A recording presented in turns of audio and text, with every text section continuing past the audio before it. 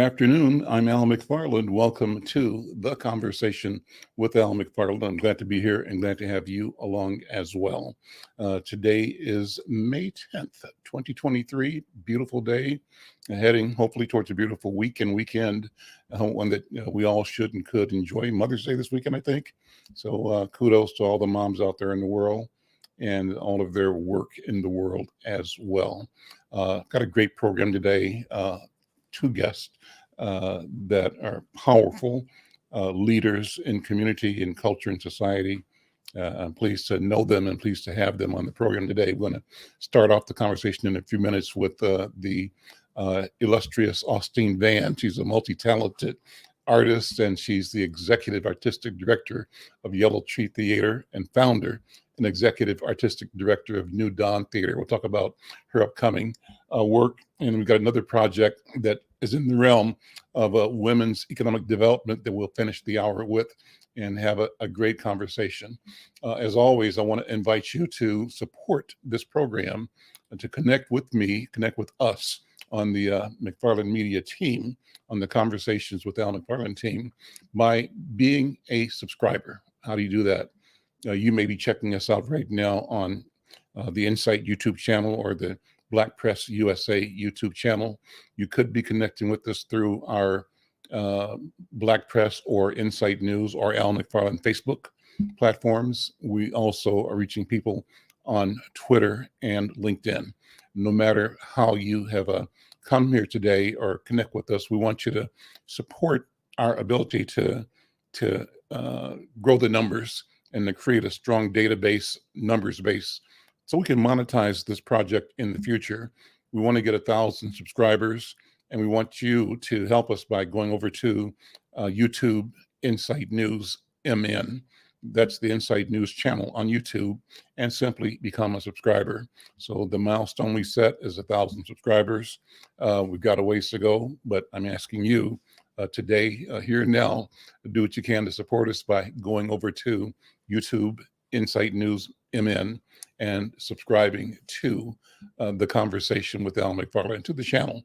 So let me begin with what I call the hot topics, and I've got a couple of things to go into. One of them is a Star Tribune article today, and it's looking at the proposed legislative action on taxes. So something like 5 things you need to know about the legislative proposals for taxes.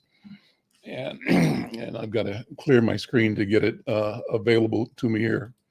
The article is called Rent Aid, Homebuyer Help, Metro Sales Tax. And it features what it says are 5 takeaways from the Minnesota legislature's housing deal. And again, it's in today's Star Tribune. It's a piece by Jesse Van Berkel that I'm referring to. It says the $1 billion bill is the most the state has ever spent on housing, but much of that money, it says, is one-time cash. That's really different. The $1 billion bill is on its way now to the governor's desk. It devotes money to adding and preserving affordable housing. The article reads, the Minnesota legislatures are raising the Metro sales tax to fund housing assistance, devoting hundreds of millions from the state surplus to adding and preserving affordable housing and helping first-generation homeowners afford down payments. The State House and Senate approved a $1 billion housing bill this week that is headed to Governor Tim Walz's desk for final signature. The deal falls short, however, of some DFL legislators and advocates' early spending goals, but many called it an important step towards meeting Minnesota's dire housing needs. Throughout the legislative session, Representative Mike Howard from Richfield, a DFLer, has compared Minnesota's budget to a gallon of water and said state dollars for housing have amounted to a tablespoon. He says, we're putting a couple of heaping tablespoons of housing in this budget, and he said that roughly $150 to $200 million a year in the Metro sales tax increase will generate a game-changing event. And but he acknowledged that the state has never put anything like this towards housing dedicated to revenue. So it's a good thing. Well, you can read more about that in the Tribune. We'll be reporting it on in the Insight News as well. Check it out there. The other hot topic today has to do with the title it's entitled "The Anatomy of an Acquittal," and let me pull the story up that I want to share with you. Says, I have to actually call it up here on my screen, and I'm having a little trouble with that. So you know what? We'll just save that for a later show. Let me go ahead and go into today's program by bringing in my first guest, and that's Austene Van. Austene, good afternoon. Welcome to the conversation with Al McFarlane. How are you, my friend? So good. I'm wonderful. How are you, Al? It's been a long time. It's been a long time, but it's always good when we connect, because we have a lot to say and share and do.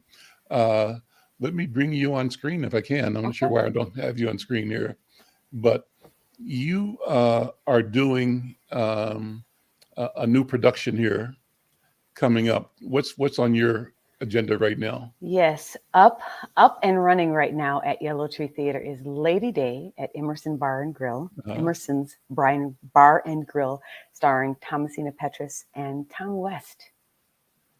Tell me about it. This is a representation, right? Absolutely. Yeah. It's been, Thomasina has done this show a few times. She produced it once at Old Arizona. I directed her in it once at Park Square. Marion McClinton directed her once in it at The Jungle. And so we brought it back. We're a little bit older, so now we have a little more experience and knowledge, not only about the piece, but about life itself. The play is about Billie Holiday. As she presents a show at Emerson's Bar and Grill in her last couple of months of life.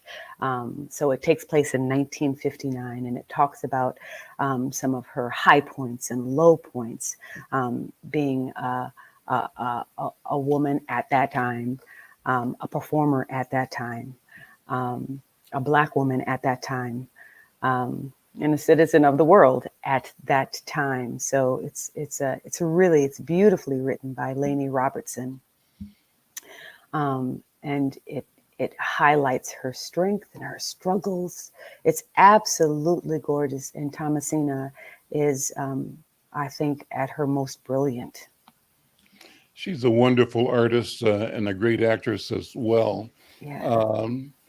I'm not sure if you're getting the same thing I'm getting, but I have a placeholder as a screen image. Are you seeing yourself on screen? I'm seeing you, and then I'm seeing me on the right. So something's happening with me on my screen because I'm seeing the scroll and a picture of the Mississippi River. Oh. So I'm glad you're seeing what the public is seeing. So that's good. And I'll just go with the flow on this. Talk more about your work in theater. You've been doing so much innovation. Take a minute just to go over your personal history and the vision and mission that has inspired you and that drives you to do the work you do. I think by the time I was 5 years old, my grandmother, Timothy Olivia Van, she made sure that her children and her grandchildren were able to experience some disciplines of our artistic world. Mm-hmm. And she utilized us to make sure that we entertained some of her seniors and terminally ill patients at Model Cities Health Clinic. She was the director of that clinic, which was right down the hall from Penumbra Theater. Right. She let us know at a young age that our art isn't just for us. It's for people. It's to heal and not just to entertain. So I knew that growing up as a little kid that this isn't for me to be stingy with, your natural talents and your gifts, and you're supposed to develop them and grow them up. But they are tools to help our community think, provoke thought, roll up your sleeves, heal, examine yourself, examine the human condition, help your community. So, of course, I became a Penumbra company member, I think in 1997, something like that. and had been working at Penumbra since I was 17 years old, and was honored and still am honored to be a Penumbra company member. I started off as an actor choreographer, and then Lou was my mentor and decided I was a director. I didn't know that I was. And he said, yes, you are. And so he threw me in, and I directed one of my first professional productions at Penumbra Theater. And that meant so much to me. And from there, from Penumbra was definitely a jumping off point to work at many different theaters, not just here, but throughout our nation, like all over the States. Mm-hmm. I recently directed A Raisin in the Sun at the Guthrie Theater. Wow. I just directed Lady Day at Yellow Tree Theater. Next year we have a great season. I'll be directing Intimate Apparel at Oslo Rep in Sarasota, Florida next season. Mm-hmm. I've directed at the Ordway before. So it's been many, many years. I think I've been in theater for 45 years.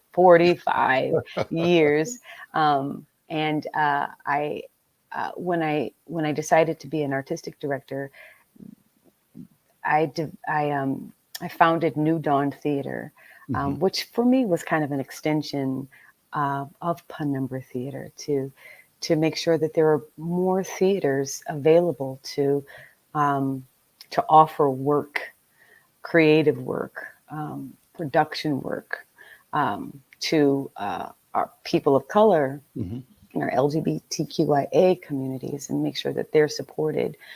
Penumbra shoulders a lot of that, so I felt like there just needed to be more places. There's 300 theaters in Minnesota, and there was just that one dedicated to people of color. And so that's where New Dawn was born, and the founders were Regina Williams, Thomasina, Laura Esping, and Kate Gensel, and Amy Bryant, and I, and T. Michael Rambo. What a great team. And so that was a lot of work, still is a lot of work. It's still in existence. And New Dawn Theater, because it doesn't have a house of its own, is more dedicated to social justice. Sure. Yellow Tree Theater, I've been with for 2 years, and Jessica and Jason Peterson founded Yellow Tree, a husband and wife couple, in 2008. And I remember the first time I walked in the building, they asked me to direct the Royale and Skeleton Crew, and I'd never been there. And I drove up, and it was in a strip mall. Okay. Like, what's going on? And I walked in, and it was magical. How it was decorated. The show that was put on there was called Grace, and it was directed by one of my favorite actors, Terry Hempelman, and it was starring Kirk Kwan and Mary Fox and Jason Peterson himself, and it was magical. So I said, yes, please, I will direct here. So I directed the Royale, and then Skeleton Crew I directed right before the pandemic.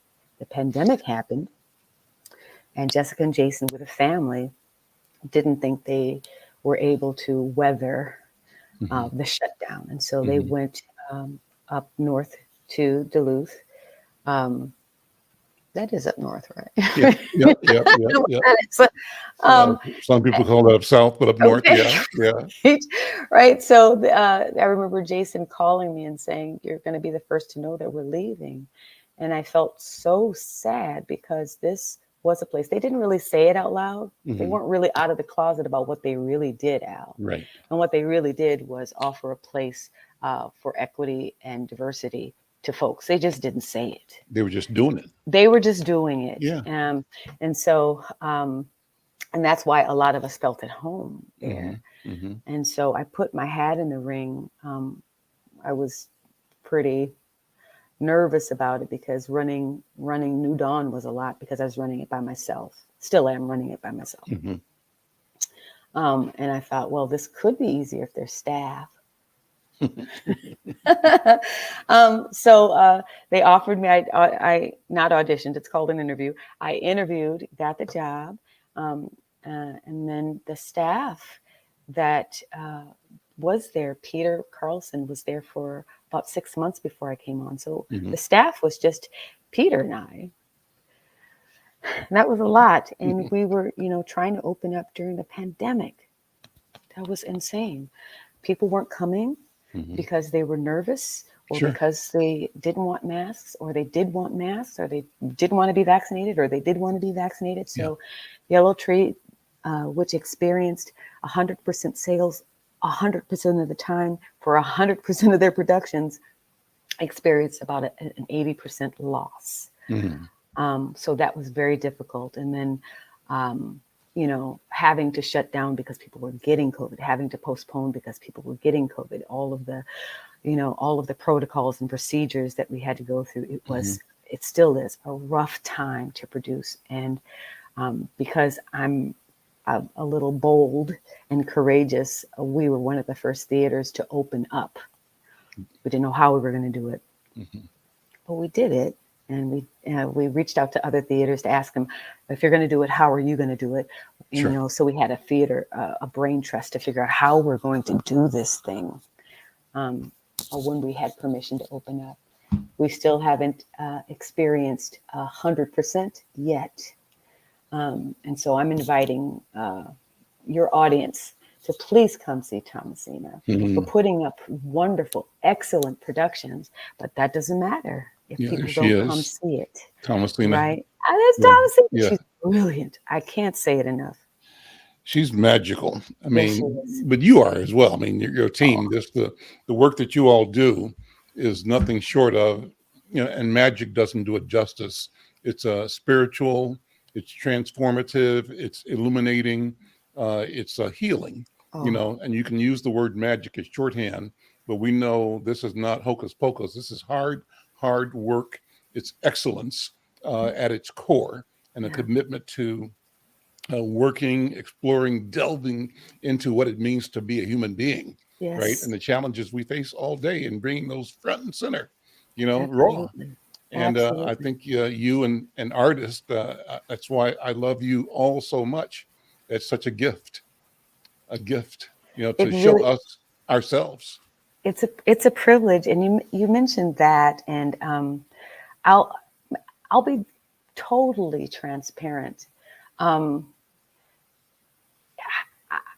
We need art more than ever. We've been traumatized. People have been shut in, shut away from each other. Long COVID, we've lost 1 million of us, over 1 million of us to COVID. And coming back, we're noticing that we have to hold our family and our friends in our community. We have to hold them. The art is healing, definitely, but we're finding that we have to heal our artists and support our artists as well, because they're giving so much.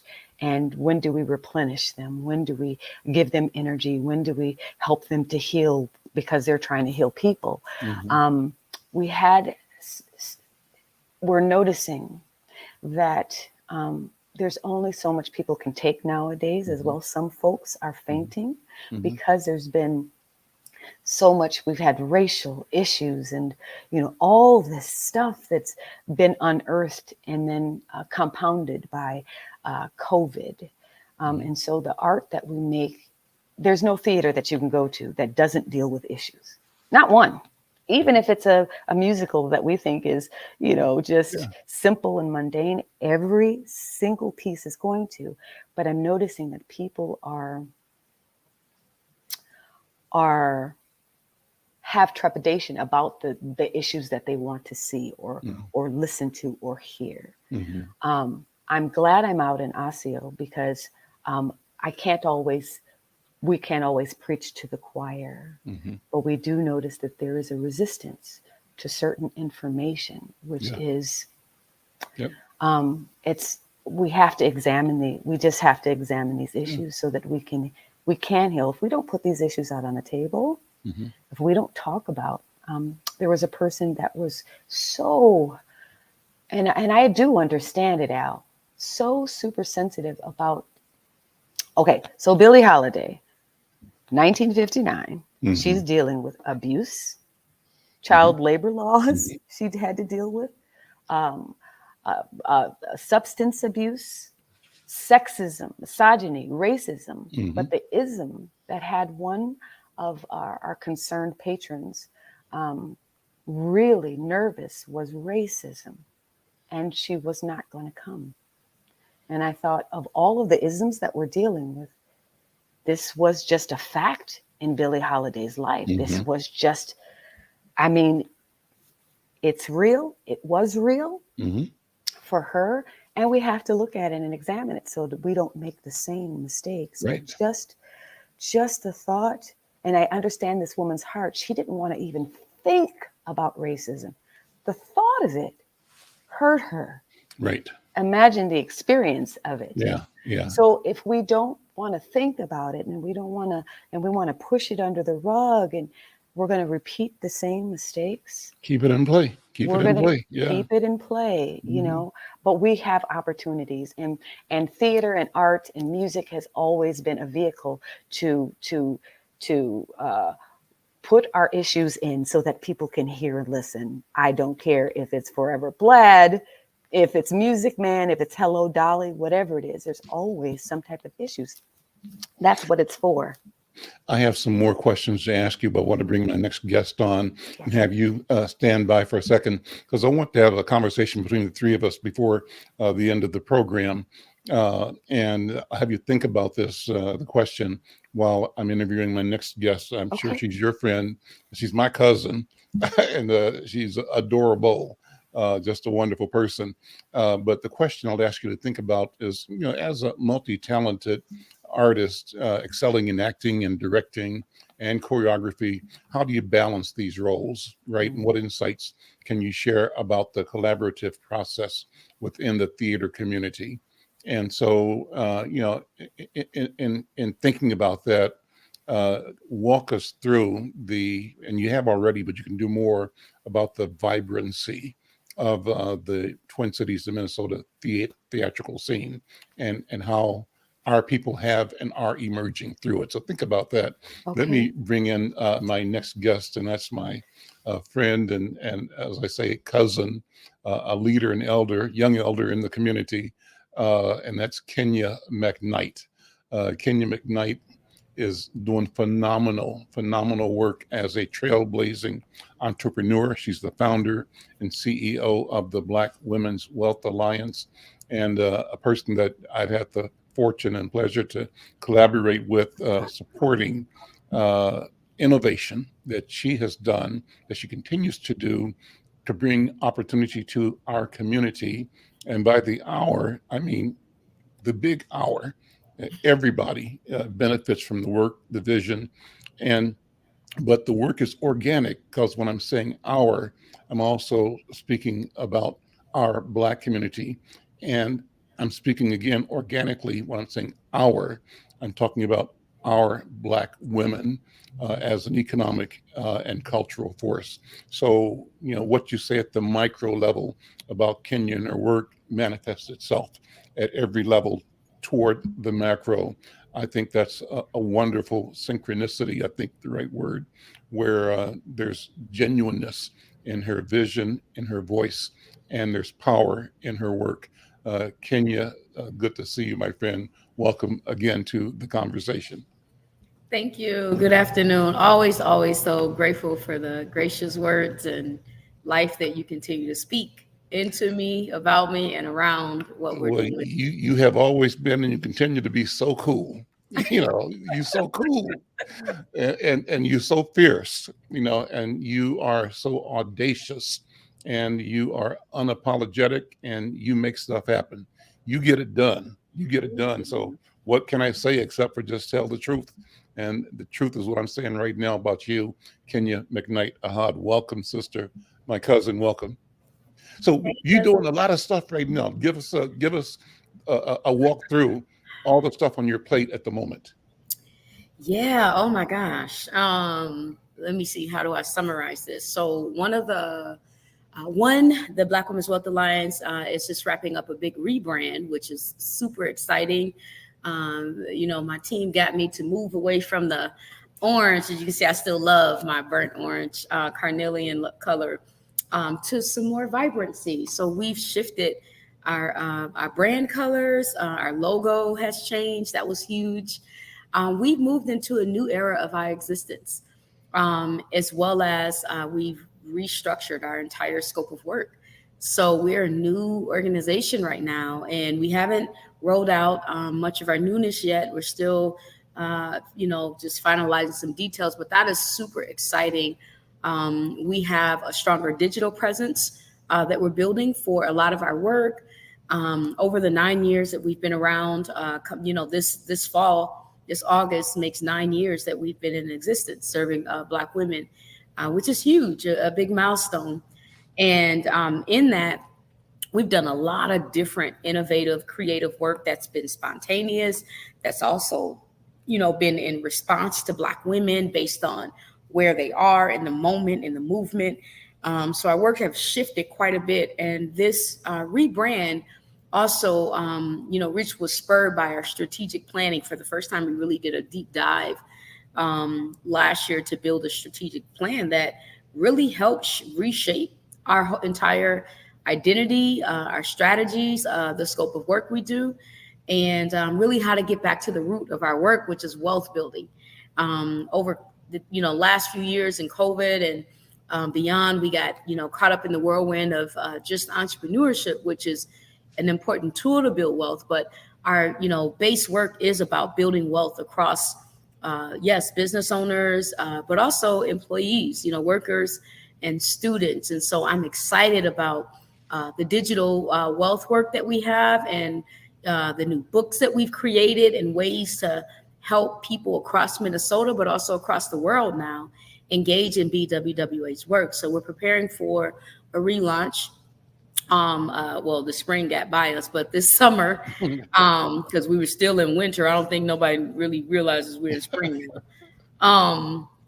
So we're excited. So that's a big thing. We have big staff changes. We shifted our team members because we no longer need the same type of, folks that we've had before. So I'm excited about the funness of our work now. And so we're building a base of new team members who, can help us carry out the exciting, fun work. Like, we need to have fun and experience more Black joy. And the Black Women's Wealth Alliance needs to deliver on that a little bit more, because we're working hard out here, right? Black women, and, everything's about training programs, workshops, and, but I want to have a little bit more fun. And so we're excited to launch our new series that's coming up. So that's the internal BWWA. Again, new scope of work, new brand identity, new set of tools, new team. And I'm building a team that can run the company without me being its chief operator. So I'm really focused on legacy right now in my life, and figuring out how my work lives beyond me and still benefits the greater good of the community and the intentions that I set in founding it, which is serving Black women. So that's that. Part of how we're also taking our work to another level is in 2021, we purchased a building, 1200 and 1210 and 1210 West Broadway.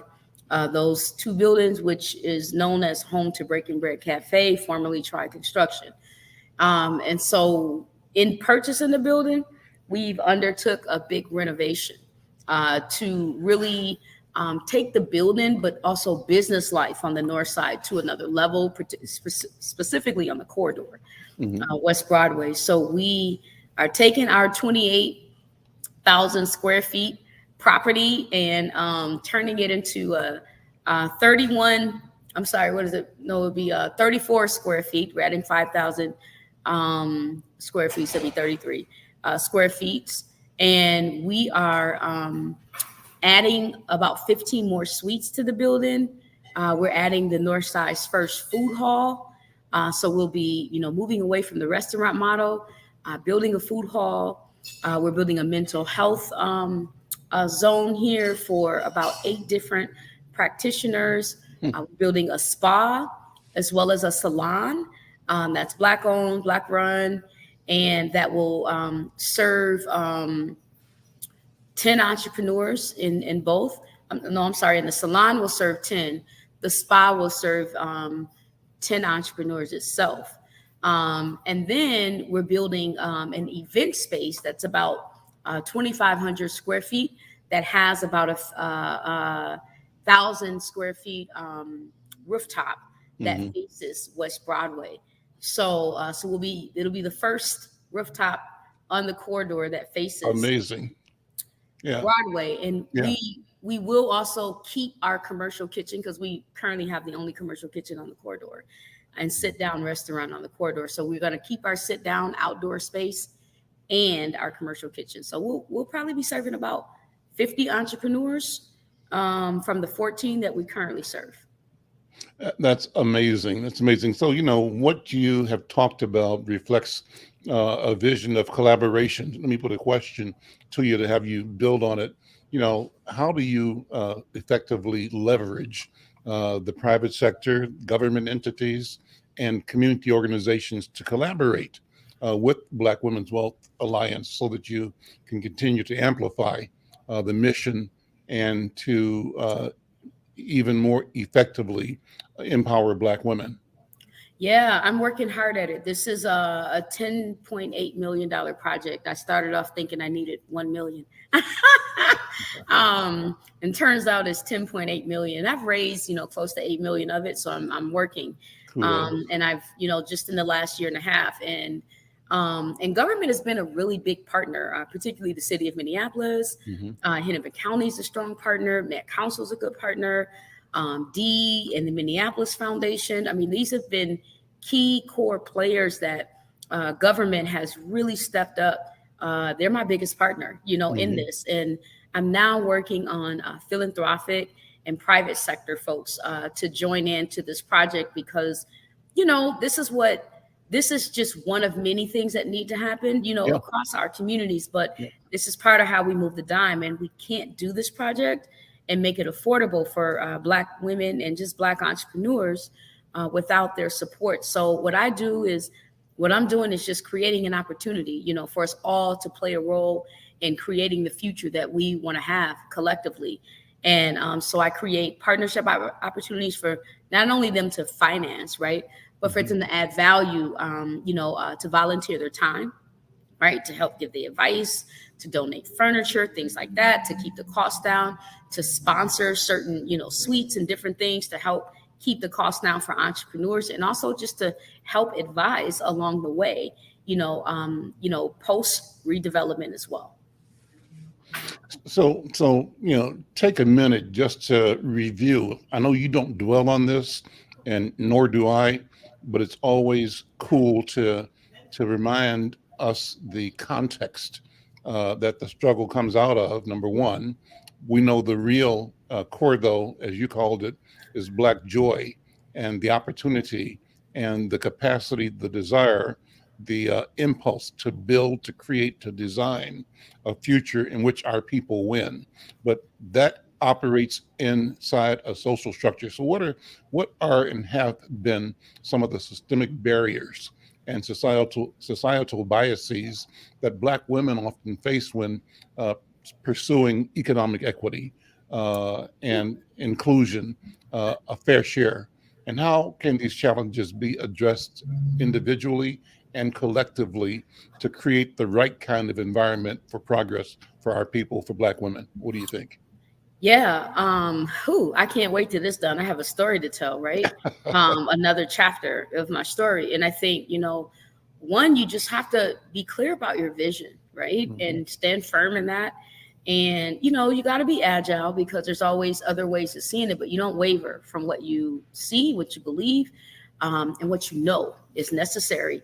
And you've got to stand your grounds. And, you've got to, it's tough, right? Because some of the things that, right out the gate, I was undermined a lot, right? People thought, oh, you're crazy.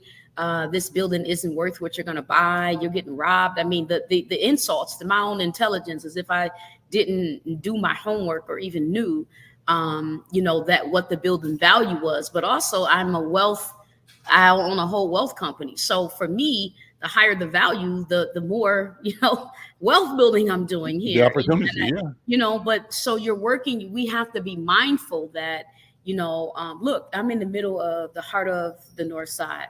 And the narrative about who we are on an economic front has a lot of mixed messages, right? And the biggest, loudest voice is the message of poverty, of struggle, of pain, not the message of prosperity, which is a light that I shine and stand from and try and push to talk about what our value currently is. Not that we need so much value, we already have it.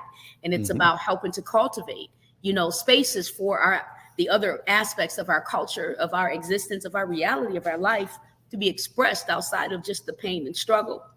Although we acknowledge it's here, we grew from it, but it's not the only expression of who we are.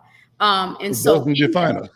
That's right. But the narrative politically, and the philanthropic and the it's all about that, right? The struggle. And so when you're doing something like this, it can be met with opposition, right? Of gentrification, or you've lost your way, Kenya, or and so we've doing education at the same time to say, hey, it's great that properties are valued higher, because Black people are always, we've been complaining forever that our properties are valued lower.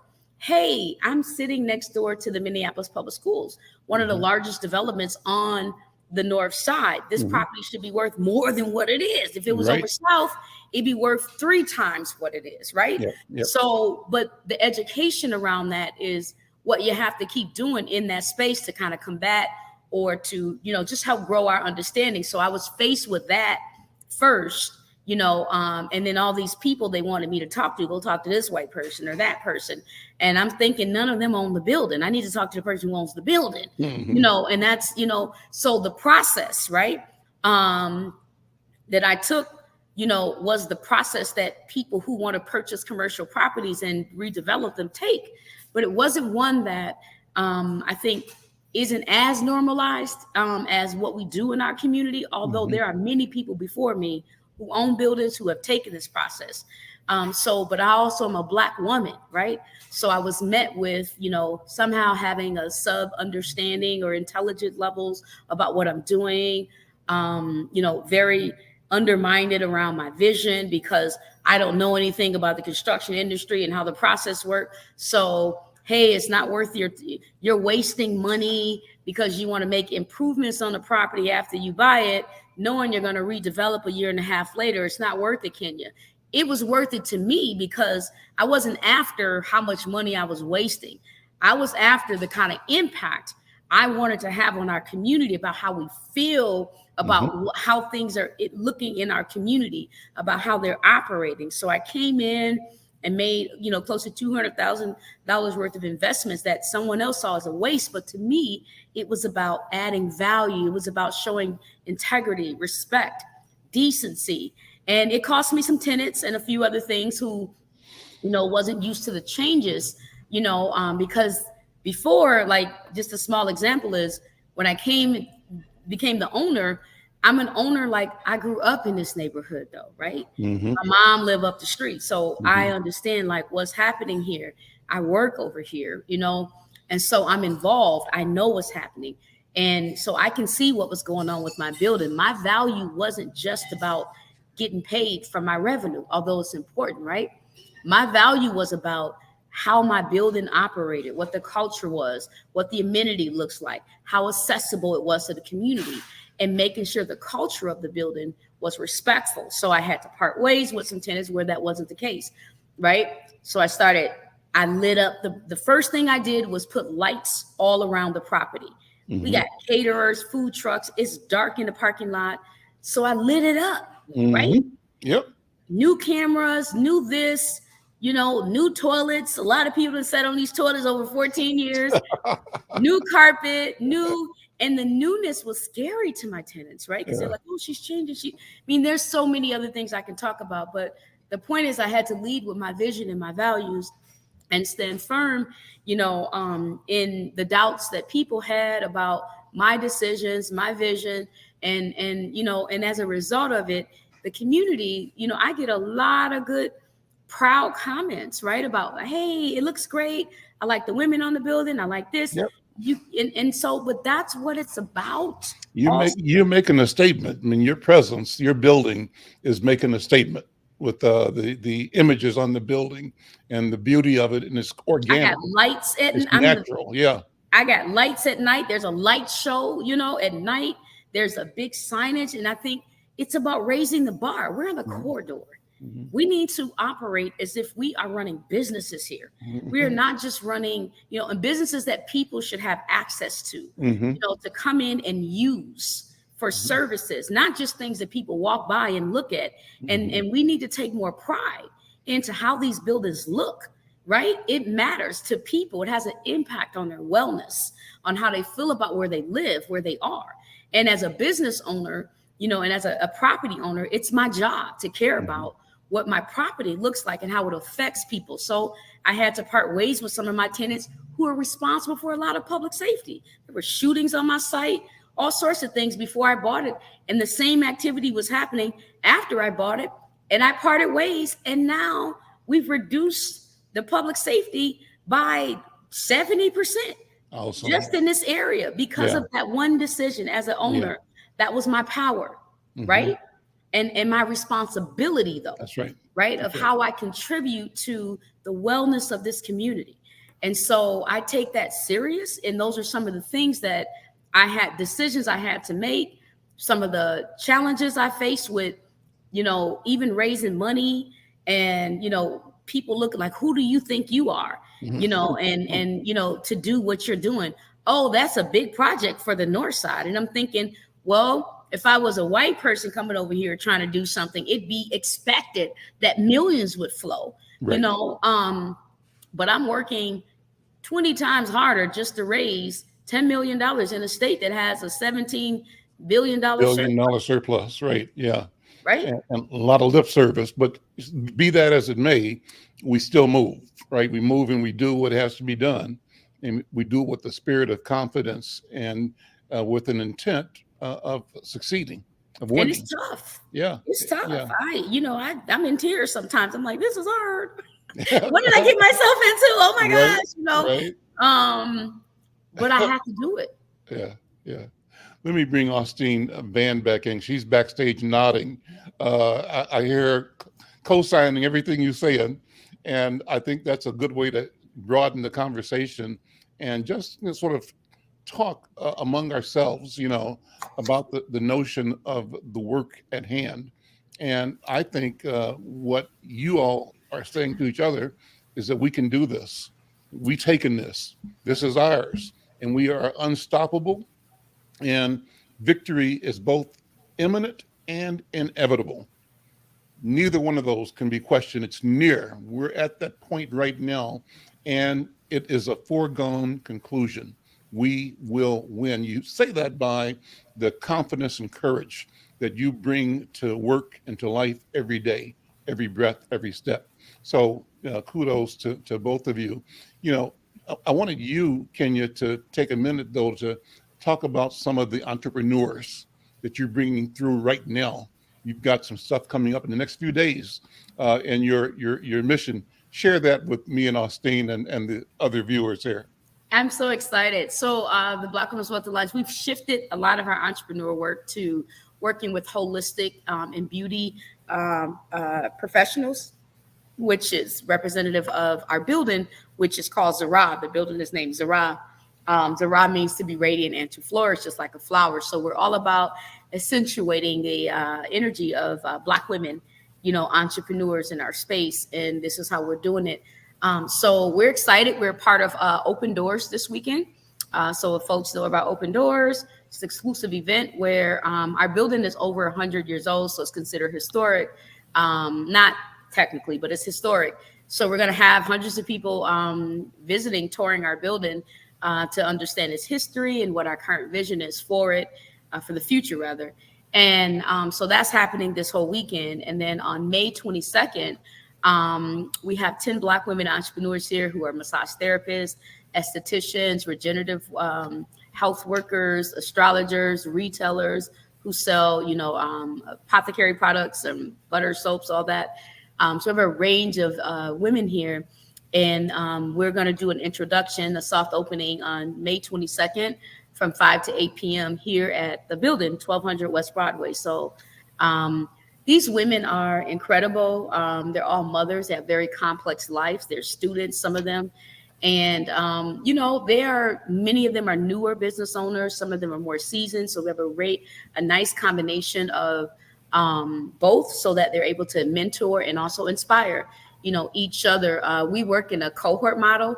And in our cohort model, we took on these, 10 women to work with them over the next, year and a half to help, build the back of their office, build their offices, their businesses more along the spectrum of industry, to get them into the real marketplace to earn opportunity, because over $20 million annually leaves the North Side in the very industries that they're in. But we need a way to capture that. So we're helping to create a structure for these businesses to grow themselves, to retain some of those dollars. And that's the work that we're doing with them as a cohort over the next year and a half. And we're looking forward to the next cohort of women and men that we'll be working with once the Zara is redeveloped, because we break ground early winter 2023, and we'll be ready, by the early fall, late summer of 2024. So we'll start a new cohort.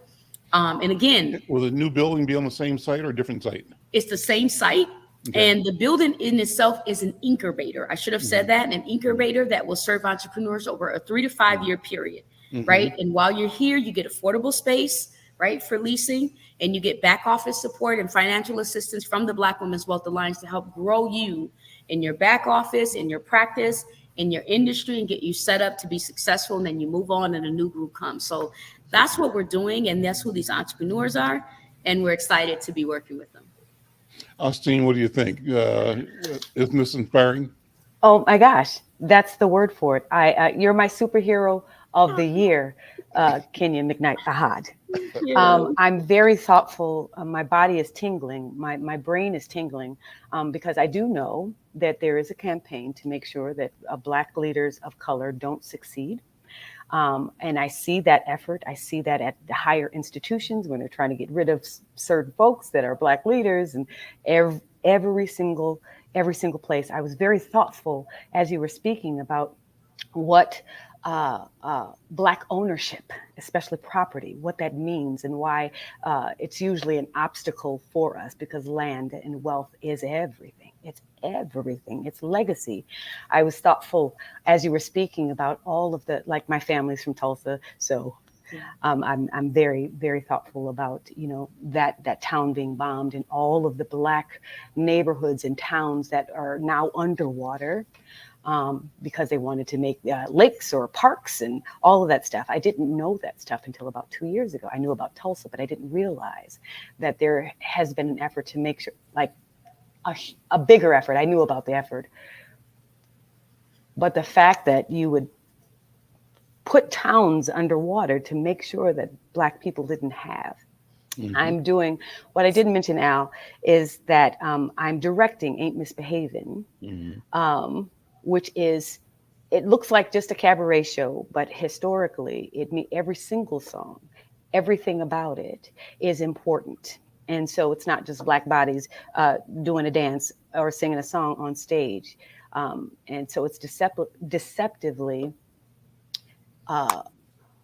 complicated, complex, not just in its history, but socially and psychically, but it's at the Capri. The Capri is so wonderful. It's state of the art. Us theater people would kill to have a place like that. And it's right there. It's right there in North Minneapolis, 2027.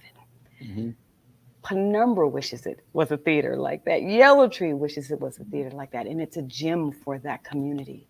And it's theirs, which is exciting. It's a point of pride. Like, that is my theater. That's my theater. So one of the, and I think it's so beautiful, because why can't we have that? Why can't we have that? Why does that seem like sometimes it's beyond our reach? It's not. It's not. And so that it's there means the world to me. And that there are going to be Black bodies on a stage that's in North Minneapolis, doing that particular wonderful historical classic piece is amazing to me. And it's an honor and a privilege to be able to do that. Miss Kenya, I want to sit down and talk to you. I was thinking about how there are 300 theaters in Minnesota. We do theater here. We do theater. And of those theaters, there are about, let me see, there's Ricky Thompson, who's now the artistic director at History Theater. He's a person of color. There's a CEO at the Ordway now, Mr. Harrington. He's Black. There's Marcela Lorca, who's from Chile. Me, Sarah, and Signy. Of 300 theaters, there's 6 people of color leading. That's a little over 1%, maybe. So that you have the courage. Things are hard, and things are hard now because there's targets. There's targets on our backs. People, the perception is that we don't understand business. We don't know how to do things. We are going to change everyone's what they consider their own, which is very fascinating. I get some certain kind of different letters because I'm out there in Osseo with Yellow Tree. And so though my programming isn't any different, it's not any different. I'm presenting the same type of programming, but to certain folks that are out there that are nervous about the color of my skin and the fact that I'm female. So their perception is that I've changed their something. They felt ownership about Yellow Tree. They still feel ownership about Yellow Tree and don't realize how much I love it and care about it. Right, and right. That I'm a good leader as well. I don't want to see this fail, but the perception is there's a Black woman leading this historically white theater and that it's going to become something else. It's not. But we're just putting our foot on the gas of what we do, what's been happening, which is we're making sure you think, not just that you're entertained.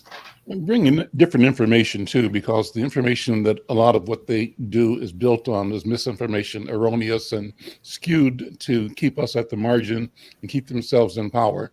But Kenya, talk vision, talk 5 years from now, 10, you'll be gone out of direct control of Black Women's Wealth Alliance. What will the cohorts you're creating now have created 10 years from now, 20 years from now? Austene, as a creative, as a director, as an entrepreneur in the arts arena, what will the lay of the land look like as we have continued to succeed 25 years from now? Kenya, you first. We've got about a minute each. Yeah, I just want to say too, every barrier, there's an opportunity, and it isn't, there's just as many more of them who are happy to work with us and help us in our goals. We just have to create the opportunities. I don't look for opportunities, I create them. And I think that's vision. And that's also the way we have to lead and trust God. And whatever that faith is for you, keep that in front, because that is the war, the battle, the work that we're really doing. It isn't really about where we are now. It's about where we're headed and the work that we all have to do to help get generations over the line. And so for me, these women will, in Minnesota have reduced the wealth gap by 40%. They will be stable. They'd be able to help, take care of their families. They will own their own properties. They will have their own facilities. I'm a starting ground, a facilitator, but they will be owners of their own empires, and we'll keep building that through generations, and will be expanded across the country and then the world. Austene, you got to leave in about a minute. I'm going to have Kenya have the last word, but before she comes back, and I know you got to leave right now, 30 seconds. Yeah, 30 seconds. We should never be the first of anything anymore. That's what I'm hoping for. A lot of times where I go direct in certain spots and places, or I'm leading certain spots and places, or I'm acting in certain spots and places, and I'm usually the first to do that role, the first Black director to do the first something. In 2023, that shouldn't be. We have to grow up our younger generations to make sure that they are ready and in place and take courage to lead, and that seeing a person of color in leadership is not foreign or strange or odd. It should be normalized somehow. That's the way the world is. That's the way My the world's mentor, going. Lou Bellamy, said, I told him, I said, I'm the first, I think, it's in both places, first Black female director at both the Ordway and the Guthrie. And he said, oh, Austene. Right? He said, that is not good. I said, I know. We have to make sure that we see us everywhere. We can't do anything about the fact that people are nervous about our leadership or afraid about our leadership. We have to take courage anyway. You just have to take courage. And so I'm hoping that in the next few years, because I'm 1,000 years old, that I see more people not only taking their place at the table, but making their table. Mm-hmm. That's why I created New Dawn Theater, because I couldn't just stand by and wait for people to give me jobs. I'm going to make my own job, and I'm going to make jobs for my people, and they're going to make jobs. Extend the invitation one more time. Absolutely. Extend the invitation to Lady Day. Oh, yes. Sorry. Yes. So Lady Day at Emerson's Bar and Grill, starring Thomasina Petrus and Tom West, is at Yellow Tree Theater in Osseo, Minnesota. It's brilliant. She's brilliant. It closes May 21st. And we have some discounts, rush tickets. We've got $20 tickets. We just need you to come see it, because you can't miss this. This is going to be in the history books, her performance and her ministry of this particular work. I don't want anybody to miss this. There we go. Austene, thank you so much. Kenya, I'm going to close with you now. Got about a minute left. Thoughts, and you can invite people to support the openings that you're bringing to the market in the next days. Yes. Yep. Black Women's Wealth Alliance. Look us up on Facebook, social media, our website, and you'll learn more there. I know we just have a few seconds, but you know what? Be encouraged. Remember that, look, our ancestors had to do the work that they did. And so there's no exception for us. We have to put in our work and help to get this next era that we're ushering in across the line. It's our job. It's our responsibility. But none of us can do it all, but all of us can do something. And as long as we continue to do what we can, the way we can, how we can, and when, and bring other people along, we'll keep advancing the future we all need. Thank you. Thank you. Continued success in all that you do. What a great program. What a great conversation with Kenya McKnight-Ahad and with Austene Van. Join me again this time every day, 1 o'clock every day, for the conversation with Al McFarlane. We will see you tomorrow. Take care. Bye.